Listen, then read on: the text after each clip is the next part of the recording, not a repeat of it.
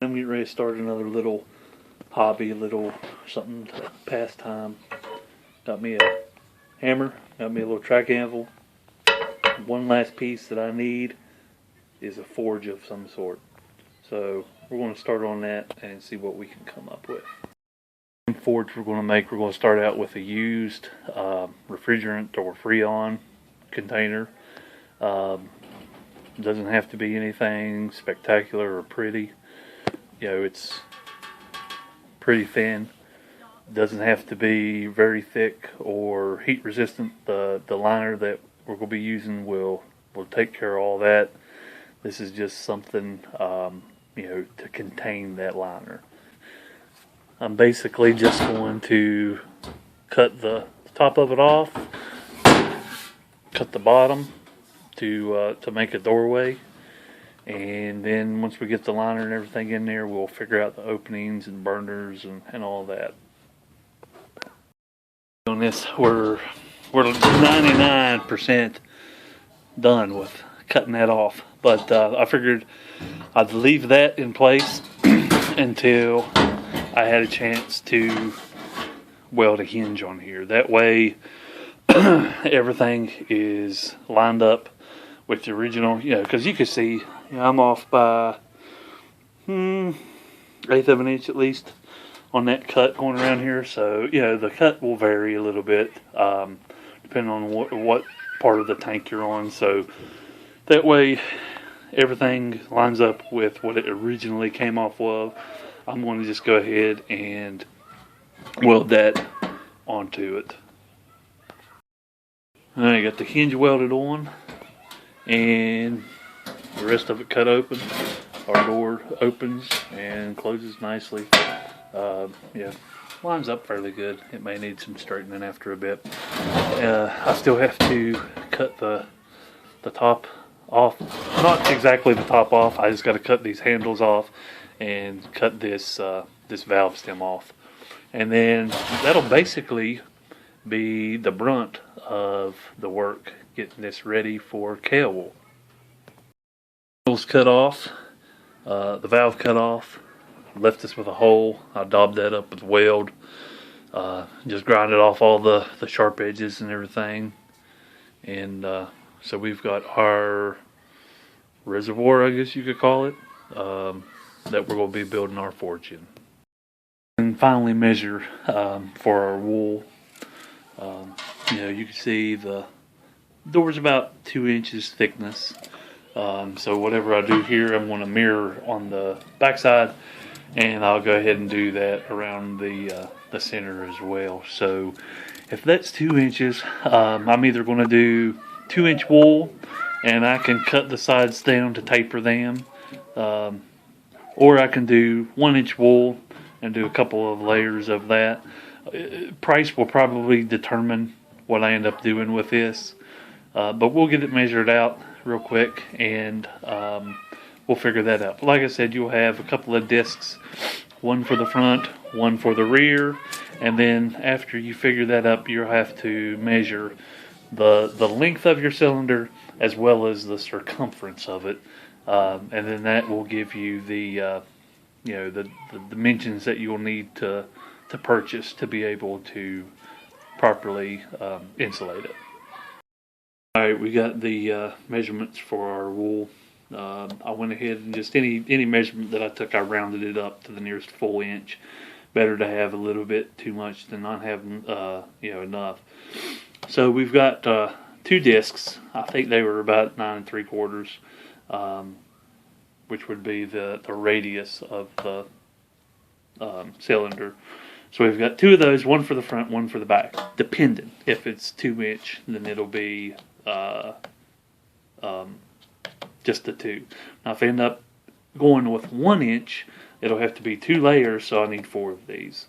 And the same with the sides. It'll just be 1 round all the way around it, and it's 9 inches front to back, and then the circumference of that is 31. So I'll need either one piece of 2 inch that length, or I'll need 2 pieces of 1 inch. And of course, the second piece of 1 inch will be like 29 or something in that neighborhood, because it'll be smaller due to the first layer. But that's a rough layout of what we need. So we 10 and 9. 19 inches by 31 inches is what we'll need. What we'll probably have to end up doing is getting a piece that is 24 by 36. To be able to get all the pieces that I need out of that. And if that's what I have to do, it's what I have to do. But I'll get online and look around and see what I can find for that. Alright, for the time being, I'm undecided on what supplier I'm going to go with to get the ceramic wool for this, but there's still some stuff that we can do in the process, or in the time frame that we're waiting.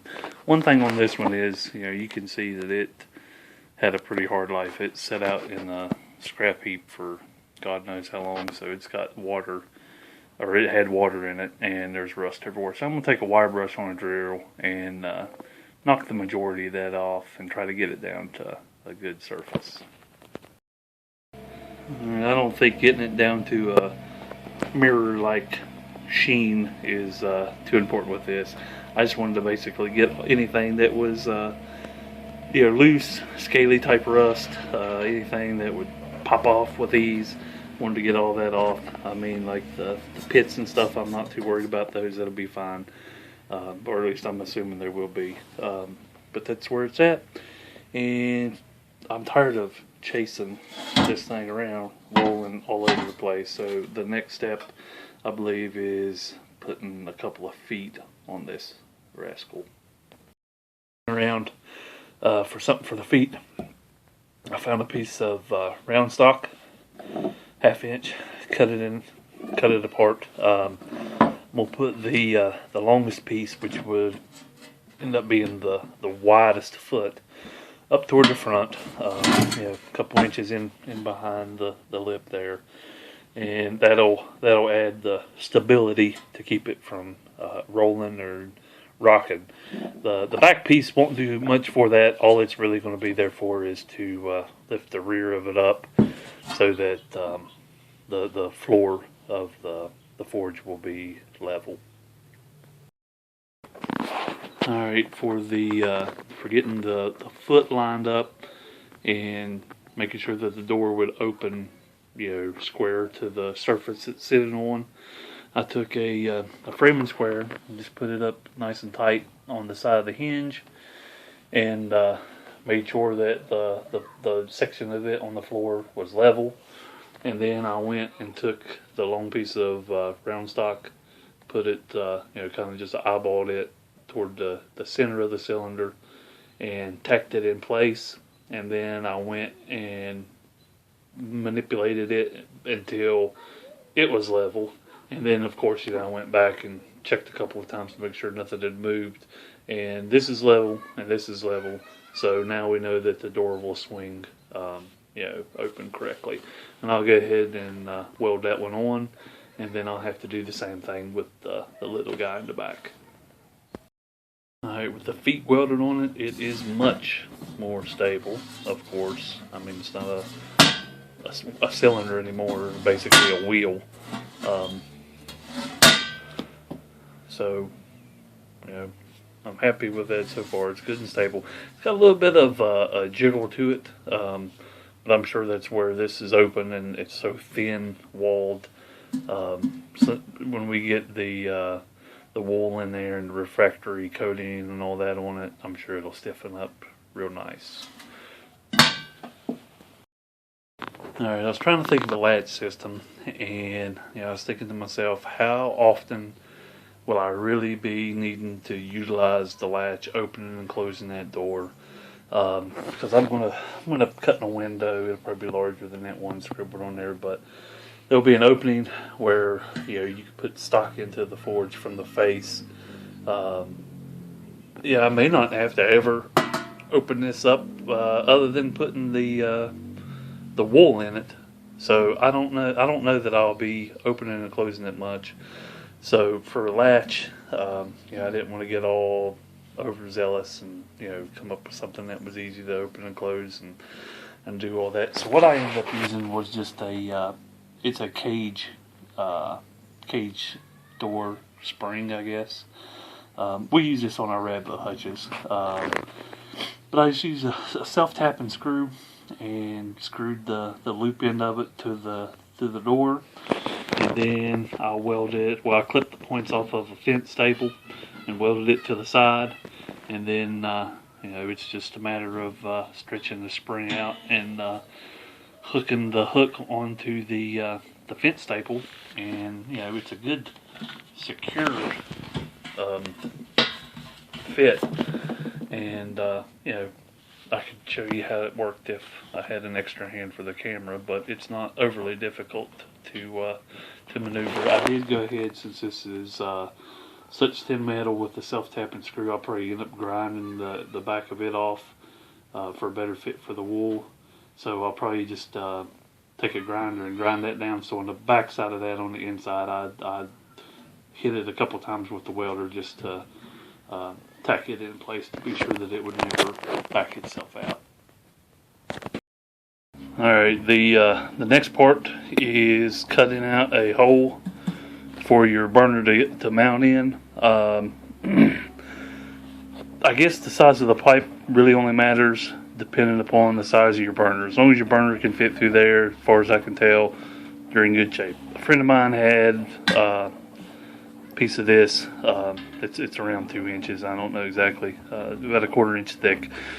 And I just got a small piece off of him. My burner will fit through it, and that's what I'll use to mount.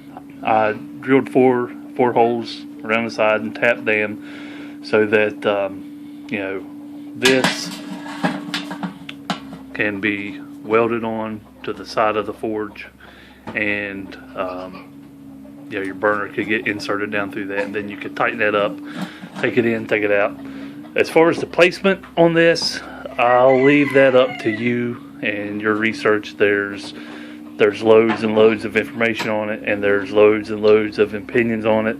So some may think this is perfect, some may think this is wrong, but I'll leave that call up to you as far as where you want to do the cutting and put this on. So let me hit this real quick and I'll get it welded in place. We've got our mount welded in place. I went ahead and took some sandpaper in the grinder and knocked off any sharp edges on anything and hit the rusty places a little bit, and I'm going to give this a coat of Rust-Oleum high heat spray paint.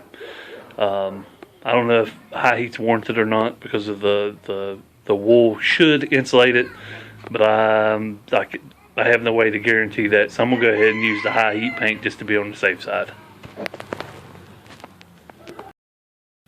Couple of coats of high heat paint later, and this is how it looks. A lot better. It's not a showpiece or anything, but that'll keep it from rusting any further than what it was, or deteriorating. So that's what we ended up with. So next step is installing the wool, the ceramic wool, and I did end up ordering that online from a pottery supply house. If you've got one close by, that would probably be awesome. The wool and rigidizer that I ordered from these guys cost me, I think it was $32, but the shipping was $28, so it ended up being about $60. But I do think that'll be enough for doing this and at least one smaller forge, like a coffee can or one of the large soup can forges. And I'll just do that just to use up what I have left, or I might find another use for it. But anyways, that's the route I went, and I got more than enough for this for like $60. But we'll get that put in, and we'll be back. Alright, as I mentioned before, the price was what I decided to go off of when I bought this, and this is 1 inch ceramic wool. So I'm going to have to do 2 layers to get my 2 inches that I wanted. But that works out better because I want to do a fire brick base on the bottom, so that'll actually help me achieve that goal. But first thing I did was cut out 2 discs, and for that, I just flipped the forge up and pressed the edge of it down into the wool. That left an imprint. I trimmed around it, and then just dry fitting it on the door. It didn't really want to fit just right. So after I cut it, I went back and cut a taper around the perimeter, and it fits really well in the door. So it'll fit really well in the back since it's symmetrical. I will have to cut a smaller disc to go in behind this one, and as well as the one in the back. I won't get into measuring that because that'll be dependent upon your tank, your wool, the way that you're going to put yours together. But I just wanted to mention that that makes a good template. And then because the ends of the tank are beveled, it'd be good to cut that taper. And I just used a heavy set of shears. Does really well. You could probably get away with box cutters or a carpet cutter or utility knife or whatever. But this works good enough. And then just a word of precaution. This stuff gets in your lungs. It stays there for eternity. So, well ventilated, respiratory protection. All that's recommended whenever you're fooling with this stuff. Alright, so what we're ending up with is the large disc that you trace out, taper down, and then figure out what you want to use for your inner diameter, and you'll cut that at a taper and stack those up, and that's what we've already got installed in the back. These do fit on the front, but I'm going to try to come up with a way to adhere them in there just a little bit better than setting them in there. I'm afraid they'll come out with use. So we'll get back to that. We'll finish the main body up first, and then we'll come back and figure the door out. But the next thing would be is just measure the width and then the length to go in and do one layer on the inside of the sides. Alright, I got the first layer put around. This one was actually not long enough to do the full loop, so I had to cut a piece to piece in. No big deal. But that's how it looks. We've got the 1 inch there, and I am going to put fire brick on the inside, so it's going to cover up any seams or whatever that is between the two of these. But that's how it is. Turned out pretty good. Basically I just measured the length of the tank, and that would be the width of my wool. And then for me, I didn't have to measure for length because it was too short. I was going to put it in and mark where they crossed over, where one end started, mark the other end to cut it. But that wasn't the case, and I ended up doing this. Well, that kind of amazed me. I thought for sure I'd be cutting brick next to make that fit, but width-wise, looks good.